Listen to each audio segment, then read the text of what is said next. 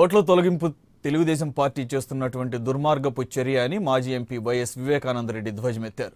రాష్ట్రంలో దాదాపు 58 లక్షల ఓట్లు తొలగించినట్లు ఏడాది క్రితమే తెలిసిందని, వాటిని తిరిగి చేర్పించేందుకు తమ పార్టీ యంత్రాంగం పనిచేస్తోందని తెలిపారు. ప్రజలకు సంబంధించిన వ్యక్తిగత సమాచారాన్ని పక్కదారి పట్టించారని ఆరోపించారు.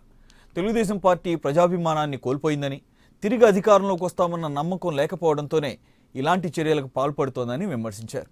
ఓటర్లను ప్రలోభపెట్టడంలో భాగంగా బ్యాంక్ అకౌంట్స్లో డబ్బులు వేస్తామని చెప్పడం, అలాగే కూపన్లు ఇస్తామని చెప్పడం చేస్తున్నారని, దీనిపై ఎన్నికల కమిషన్కు ఫిర్యాదు చేస్తామన్నారు.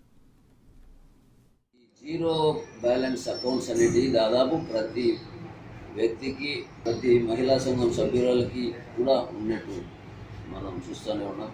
మరి ఇటువంటి పరిస్థితుల్లో వాళ్ళ అకౌంట్ నెంబర్లు వీళ్ళకి అవసరమే ఉంది, పార్టీకి వాళ్ళ ఆధార్ కార్డ్ నెంబర్లు వీళ్ళకి అవసరమే ఉంది. ఇవన్నీ వాళ్ళ సిస్టమ్స్లో ఇప్పుడే ఆల్రెడీ వాళ్ళు ఏమేమి చేయాలనుకుంటున్నారో, ఏదైనా ఓటర్లకు డబ్బు పంపిణీ అనేది కూడా వాళ్ళు బ్యాంకుల ద్వారా కూడా చేసుకునేదానికి ఒక వెసులుబాటు కల్పించుకున్నారు.